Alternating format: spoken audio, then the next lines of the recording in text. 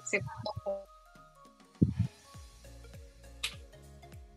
Oke, jadi eh, apa nih dah yang bisa kita diskusikan hari ini?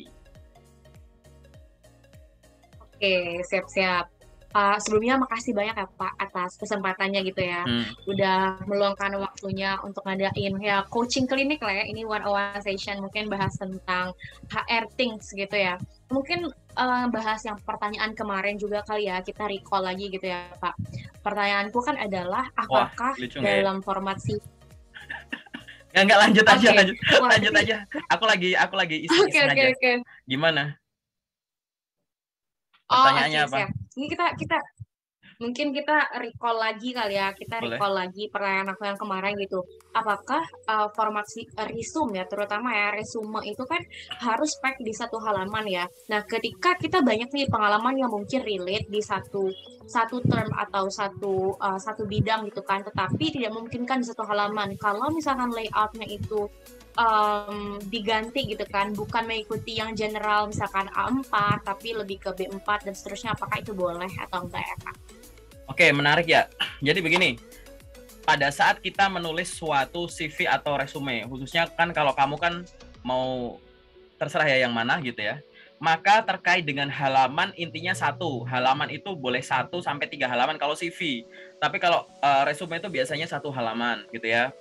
Nah, terkait CV ya, itu halaman itu bukan sesuatu yang harus dikejar dalam arti, wah aku pengen 1 halaman udah nggak cukup nih, apa ya aku masukin gitu. Jadi jangan semacam itu ya gitu. Karena halaman itu ya boleh 1 sampai 3. Tapi kalau resume itu biasanya cuma 1 halaman doang gitu. Ya. Biar apa? Biar informasi penting tidak ada yang terlewat hanya karena mengejar halamannya. Biasanya informasi terlewat itu dua, yaitu dikorbankan dengan cara tidak ditulis atau dikorbankan dengan cara ditulis seadanya. Nah, CV atau resume itu bukan tempat curhat. Itu adalah marketing dokumenmu. Kamu harus bisa pamer kemampuan diri di sana. Apa bedanya kamu dengan orang hebat yang lain gitu. Nah, di situ yang harus bisa kamu tunjukkan gitu ya. Gitu. Jangan sampai terlewat di situ. Nah, terkait dengan format jenis kertasnya, papernya gitu ya. Memang ada jenis kertas yang lazim digunakan yaitu A4 gitu, oke? Biasanya akan menggunakan itu. Tapi kalau misalkan aku ganti folio atau F4 gimana? Bermasalah apa enggak? Jawabannya tidak masalah sih gitu. Itu kan. Gitu. Kalau mau terkait dengan paper tersebut gitu. Jadi apa namanya? Tetap masih bisa diakomodasi gitu ya. Karena bahkan di luar sana banyak CV. Aku ngomong CV dulu ya. Banyak CV yang dibentuknya juga bentuknya adalah PDF gitu kan. Landscape gitu. Sebenarnya landscape. Ada juga CV yang bentuknya video, audio video gitu, audio visual gitu. Jadi itu masih lazim saja gitu. Oke, gitu. Nah, pada saat kamu sudah membuat resume menjadi F4, ini aku resume nggak ada yang landscape ya. Aku sampai detik ini aku belum pernah ngelihat resume itu landscape karena inti dari resume adalah menonjolkan isinya dalam arti pengalaman profesional. Resume itu nggak ada organisasi, nggak ada seminar-seminar, nggak ada hobi-hobi gitu. Dia akan berfokus pada kemampuan diri yang berasal dari pengalaman pendidikan dan pengalaman kerja serta sertifikasi atau pelatihannya dia lebih ke arah sana gitu. Jadi jawabannya adalah boleh-boleh aja gitu ya. Gitu sih, ini yang recall kemarin dari telepon ya. Ada lagi nggak yang pengen didiskusiin? Menarik nih.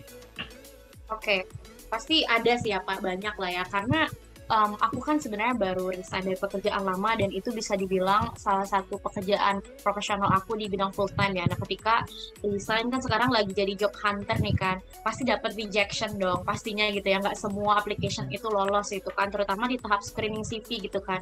Nah, di resume itu sendiri Pak, yang menjadi poin-poin penting gitu kan, ketika yang mungkin tadi Bapak udah mention gitu kan, oke, pengalaman pendidikan gitu kan, background edukasi atau background pekerjaan. Tapi ada nggak sih Pak selain itu yang mungkin bisa jadi catchy nih ke HR sendiri gitu? Selain dua itu tadi, karena kan satu halaman kalau misalkan kita ngomongin B4 kan itu akan mencakup banyak field gitu kan, akan banyak sekali bidang-bidang yang memang bisa kita tambahkan gitu. Ada nggak sih bagian lain yang bisa kita tambahkan? Oke, jadi gini ya. Kita framing dulu pembahasan kita adalah persiapan CV tanpa mengetahui loker itu kualifikasinya apa aja gitu. Kan biasanya kan satu CV atau satu resume akan disesuaikan dengan lowongan pekerjaan yang lagi dibuka. Nah, tapi anggapnya ini kita nggak peduli dulu nih lokernya apa. Kita ingin belajar tuh ya nyusun resume kita dengan cara yang benar atau CV kita yang benar. Bagian apa ya yang menjual terkait dengan isi dari resume atau CV. Oke? Jadi begini, untuk teman-teman kamu atau yang lain yang merupakan lulusan baru, masih fresh graduate, yang mahal itu adalah keseimbangan antara akademis dan non-akademis, baik dari sisi potensinya atau dari sisi prestasinya. Contoh, aku coba kasih ini dulu ya, simulasi di sini. Gitu. Udah muncul layar putih kah di situ?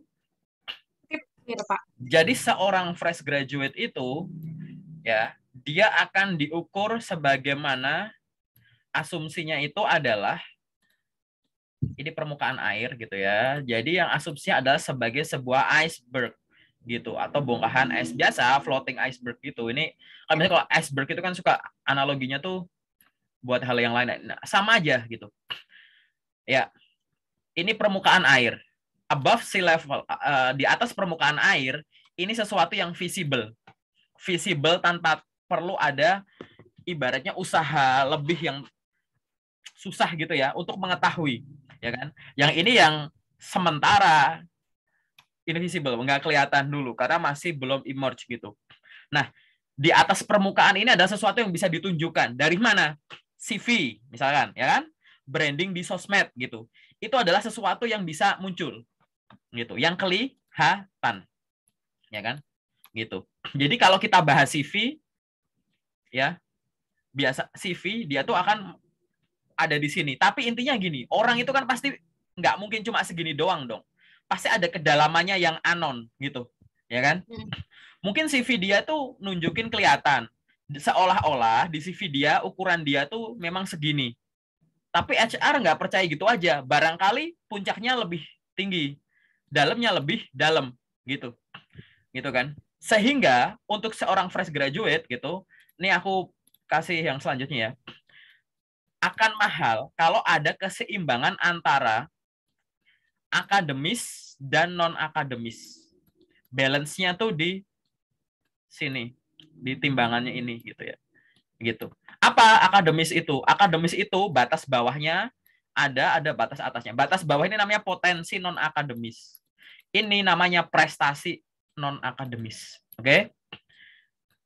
Ini namanya prestasi akademis.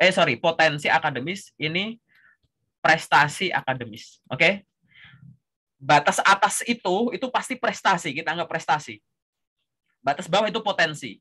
Nah, fresh graduate itu akan kelihatan menarik. Ini aku terlepas lokernya apa dulu ya. Apabila ya ada keseimbangan antara nomor satu yang kita lihat itu, ini aku pakai bahasaku ya, keseimbangan balance antara akademis dan non akademis gitu. Contoh, ini anak prestasi akademis itu apa sih tunjukannya? IPK ya, tingkat pendidikan. Terus apalagi akademisnya, mungkin dia ikut apa gitu yang hubungannya sama akademis gitu kan ya, dia nulis paper macam-macam gitu. Sama non akademis apa? Oh, dia aktif di organisasi gitu kan. Terus dia pernah ikut jadi ketua himpunan ini itu gitu. Kondisi ideal memang seolah-olah tuh di CV kamu bilang, ini loh prestasi saya secara akademis, ini IPK saya, tingkat pendidikan saya, tapi di tengah kesibukan saya untuk mengejar prestasi si akademis, ini loh saya juga aktif di kegiatan ini. Jadi kalau ini imbang, menarik nggak? Kalau secara akademis IPK-nya tinggi, tapi organisasinya juga banyak gitu. Kan balance, ini menarik sekali gitu. Tapi kita lihat bahwa keseimbangan itu tidak harus yang setimbang gitu. Mungkin ada orang yang apa? Oh, ini kok IPK-nya misalkan ini IPK-nya nggak sampai 4, ini IPK-nya tuh cuma 3,2 gitu. Tapi Potensi non akademisnya apa? Ternyata dia punya pengalaman kerja. Oh, jadi dia IPK-nya nggak terlalu tinggi karena waktu dia bagi sambil kerja. Tetap menarik dong, ya nggak sih gitu. Karena ada itu, ada alasan kenapa dia nilainya nggak sampai setinggi itu. Karena dia ada itu gitu kan. Kalau tadi kan ini banget nih, ideal banget nih sama-sama tinggi gitu kan, gitu. Gitu. Atau misalkan sebaliknya gitu. Oh, dia kok organisasi kok dia jarang ikut, kenapa sih? Oh, ternyata secara akademis dia sering dikirim lomba oleh kampusnya. Sono sini. Pasti ada bimbingan olimpiade, bimbingan ini itu, dia malah ada penelitian ini itu. Jadi imbang gitu. Nah, sekarang yang jadi masalah sama orang itu adalah di bawah gitu loh. Ini orang ya, atau di tengah sini deh. Ini orang IPK-nya biasa aja. Tapi dia yang ikut organisasi member-member doang. Ngapain ya sejauh ini ya? Nah, gitu misalkan gitu. Ya. Apalagi kayak ini PK-nya kurang. Aktivitas nggak ada. CV-nya banyak halaman kosong. Terus dia sejauh ini ngapain? Gitu loh. Nah, itu ya, keseimbangan inilah gitu. Ini untuk seorang lulusan baru gitu ya. Nah, tapi kalau untuk seorang yang berpengalaman apa yang dinilai? Orang yang bukan merupakan fresh graduate atau udah punya pengalaman kerja gitu ya, dia itu harus menonjolkan nomor satu, pengalaman kerjanya. Pengalaman kerja yang dijual bukan nama perusahaannya ya, tapi terkait dengan jabatan dia, ya. Maksudnya fungsi dia secara fungsional dan strukturalnya. Kemudian, ya, terkait dengan apa ya namanya, variasi kerja. Nanti aku jelasin maksudnya variasi kerjaannya itu gimana, gitu. Terus habis itu dimensinya, terus sama prestasinya, prestasi atau impact-nya gitu.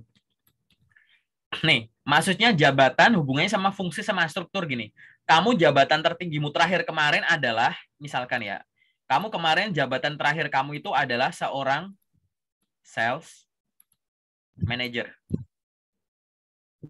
Oke. Kamu harus menonjolkan ya fungsi salesmu di sini apa? Secara struktural manajerialmu gimana? Gitu. Jadi pada saat kamu punya pengalaman kerja, banyak CV ya profesional yang aku review juga gitu. Dia jabatan terakhir katakanlah gini aja deh, sales manager. Tapi job desk-nya tuh malah job desk sales staff, paham nggak? Gitu. Jadi fungsi manajer mana? Gitu. Ya, Mana ya. kata manage, mana kata delegate, mana kata monitor, mana kata evaluate, mana kata innovate gitu-gitu. Mana? Kok nggak ada gitu. Jadi jangan salah gitu. Nulis di resume sama aja gitu.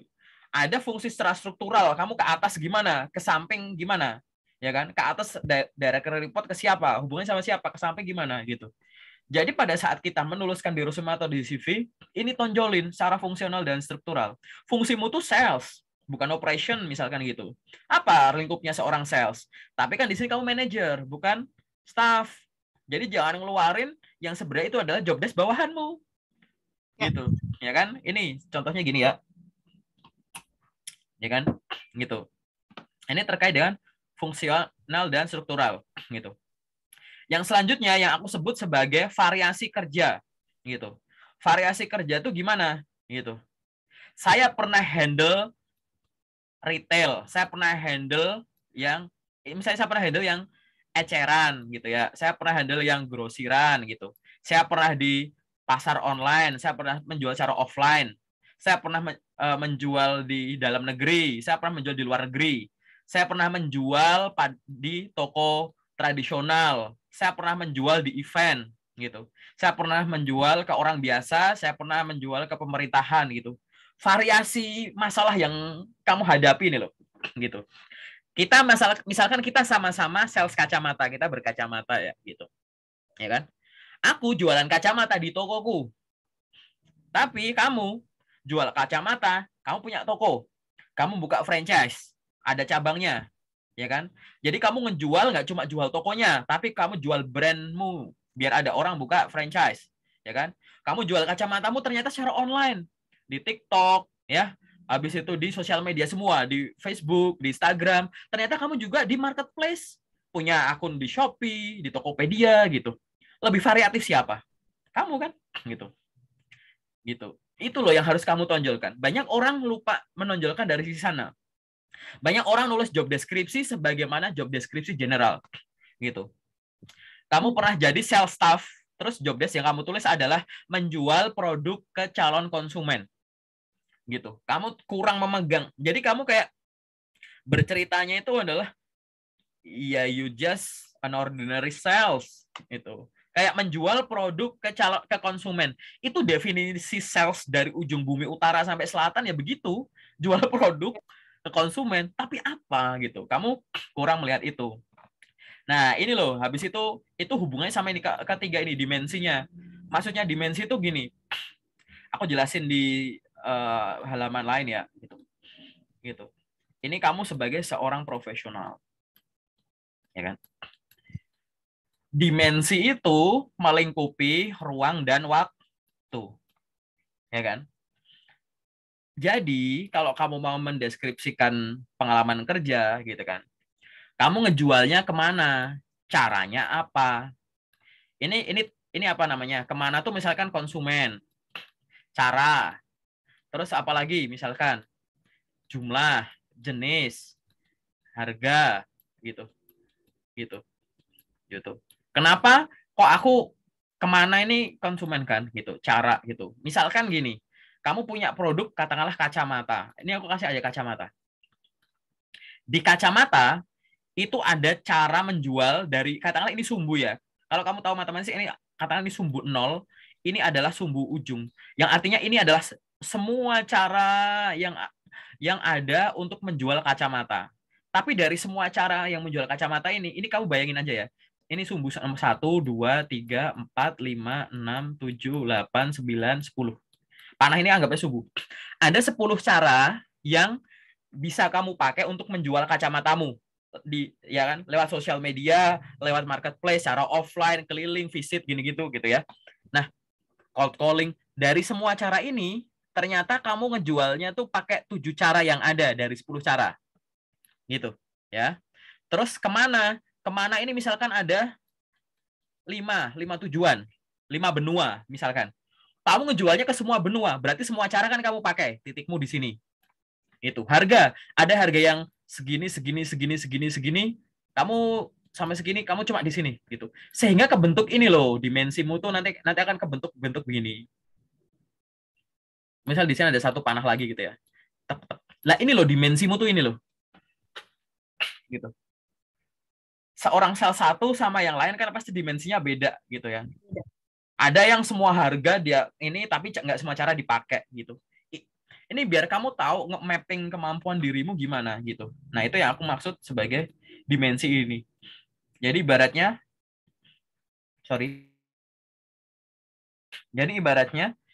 kalau kamu jual sesuatu, bayangin produknya ini kira-kira semua orang jual nggak? Oke, semua jual. Tapi aku harganya variatif loh. Mereka variatif nggak? Gitu. Aku pernah nerapin ini loh. Mereka kira-kira tahu nggak? Aku ngejualnya pakai software ini itu loh. Perusahaan lain punya nggak software ini? Ya gitu-gitu. Itu yang jangan sampai lupa. Karena itu bisa dimasukkan juga di deskripsi. Gitu. Terus ini apa lagi ya? Yang tadi aku terakhir ini ngomong apa nih? Lupa lagi aku di sini gitu. Oh ya ini. Prestasi atau impact gitu ya. Jadi prestasi atau impact ini artinya apa? Dengan kamu sudah melakukan itu, apa impact-nya ke dirimu? Misalkan apa? Wujudnya prestasi. Gitu. The best sales of the year, the best sales of the month gitu misalkan. Gitu kan. Berarti artinya apa? Pada saat kita memiliki job desk, memiliki pengalaman kerja, jangan sampai lupa untuk menuliskan prestasinya. Gitu. Ya kan? Jadi kalau kamu nulis pekerjaan ya, khusus buat teman-teman juga yang lain nonton sampai menit ini yang punya pengalaman kerja, jangan cuma nulis PT-nya apa, periodenya apa. Periode mulai sampai kapan.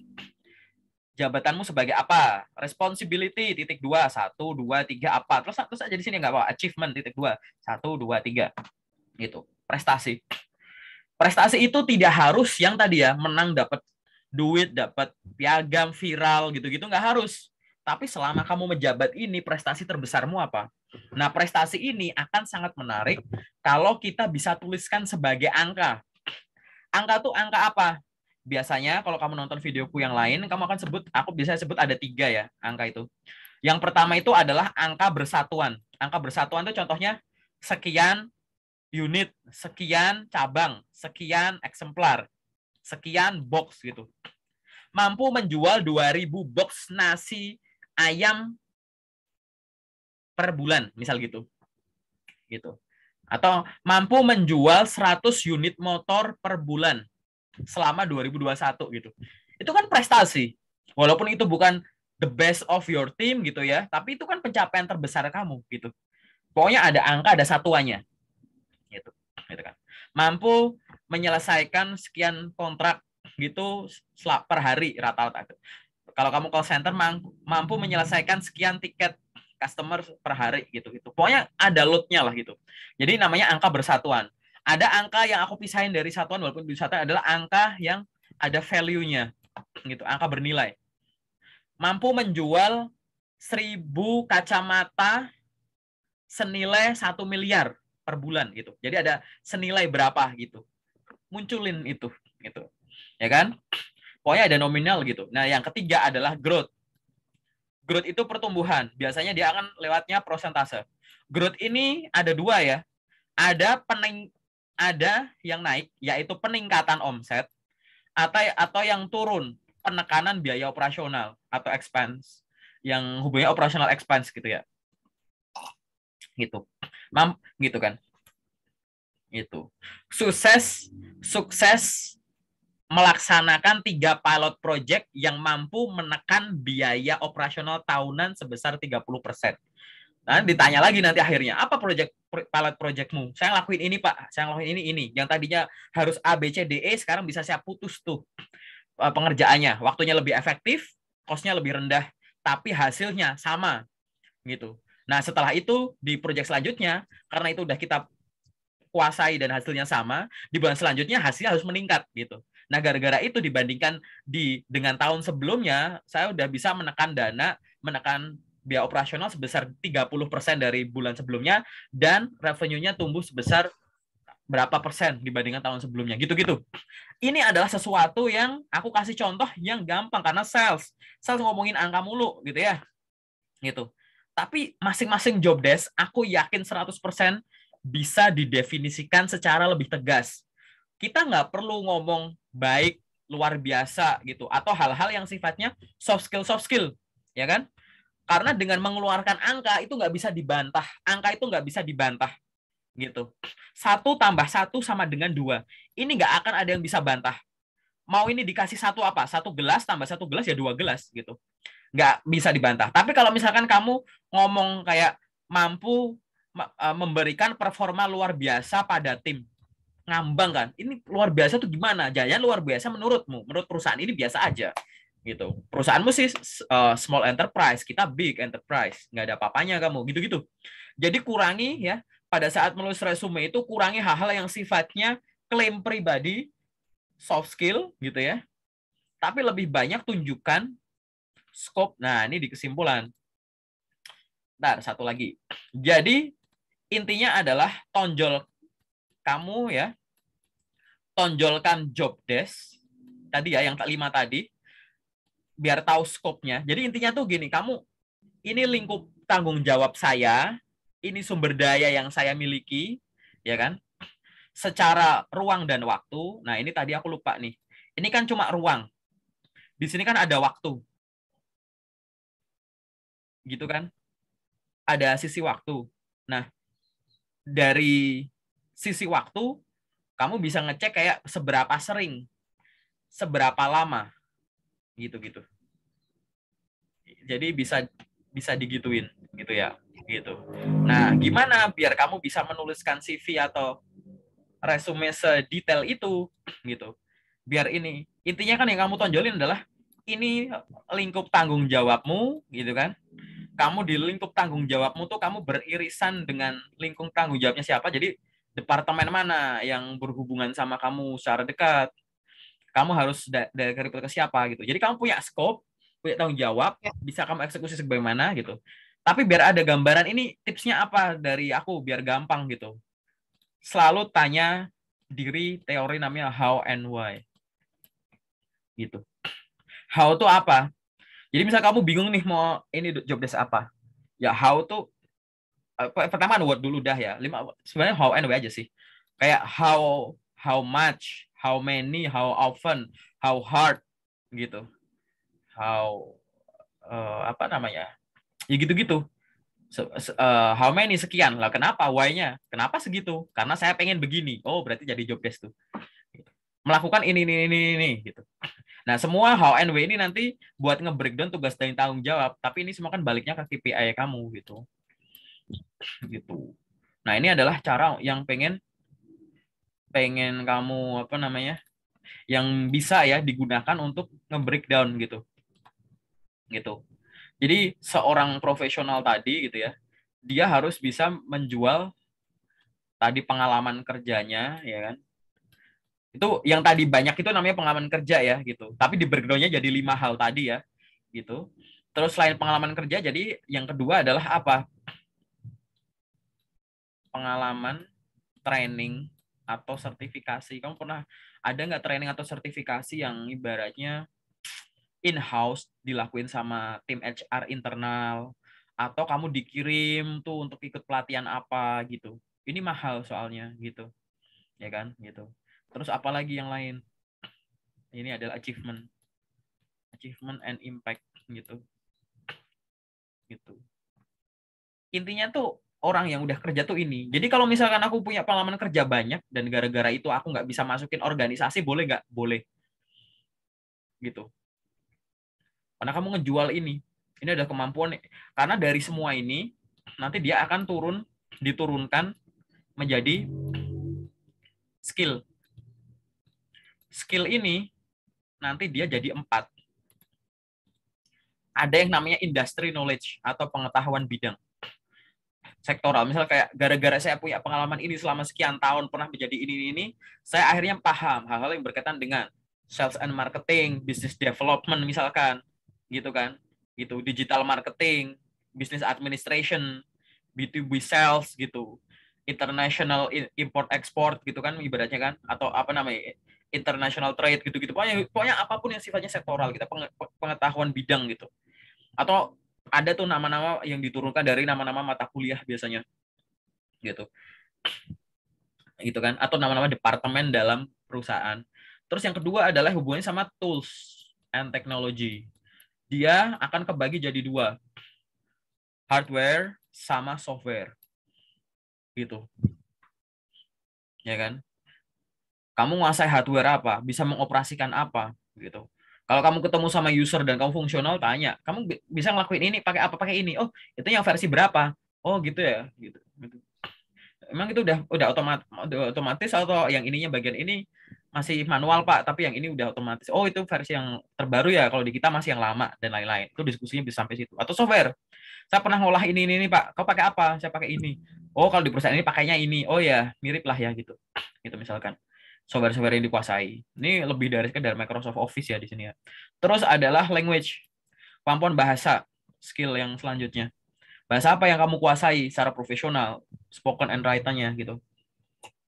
Ini akhirnya bisa diturunkan dan dimiliki dari orang yang memiliki pengalaman ini. Karena kan ini kan kamu hubungannya sama interaksi sama manusia doang, nggak cuma sistem sama sistem kayak IoT atau apapun gitu ya. Terus yang terakhir ada soft skill. Nah, sebagai orang yang sudah memiliki pengalaman kerja banyak gitu, soft skill ini nggak usah ditulis banyak-banyak di CV gitu. Karena yang ini tuh yang menjual banget tuh ini sebenarnya. Gitu. Ya. Jadi pengalaman kerja, pengalaman training dan sertifikasi, terus skill. Gitu. Ini adalah yang menjual. Nah, walaupun yang lain adalah yang terakhir nomor 4 adalah pendidikan, education. Gitu. Edukasi yang formal maupun non formal gitu. Nah, ini kalau mau ini keseluruhan ya. Ini aku beda nih nge-review kamu sama nge-review teman-teman yang mungkin udah sebagian aku upload. Beda karena penjelasanku untuk fresh graduate sama orang yang punya pengalaman kerja banyak bakal aku bedain gitu. Jadi semacam itu gitu. Ini adalah komplit gitu. Penjelasannya ya, mulai dari mikirin logikanya tadi ya, iceberg-nya si keseimbangan gitu. Nah, kalau kamu udah punya pengalaman kerja banyak, kamu kebanyakan nonjolin organisasi atau apa, ya itu mungkin nggak masalah. Cuman kan, bukankah bekerja itu berorganisasi dan yang dibayar? Ya, ya kan? Kan kalau orang masih fresh grade nonjolin organisasi nggak masalah. Tapi misalkan ditanya gitu kan, misalkan pengalaman kerja banyak, kan nggak pernah itu ditanya. Tapi misalkan pertanyaan itu muncul gitu ya, aku beberapa kali ngisengin orang di grup loker, sebagian bisa ngejawab gitu. Loh ini kok kamu ada pengalaman kerja, tapi kok nggak ada pengalaman organisasi? Iya Pak, gitu. Karena saya harus begini-gini, tapi di kalimat terakhir aja, bukankah bekerja itu berorganisasi yang dibayar Pak? Gitu. Wah, aku jos, itu yang aku tunggu gitu. Jadi kamu harus sadar gitu ya, bahwa sebagai seorang, semoga kamu nggak lupa ya, nanti tonton ulang lah videonya gitu ya. Gitu. Ini adalah pengalaman kerja tuh segalanya. Jadi kalau pengalaman kerja di resume itu makan porsi paling gede nggak masalah. Gitu. Tapi ingat tadi, jangan sampai salah nge-breakdown ya. Gitu. Cuma sekedar lulus secara general, job desk-nya orang malah tadi ini fungsional sama struktural gitu-gitu. Udah, itu secara umum semacam itu. Ada pertanyaan nggak?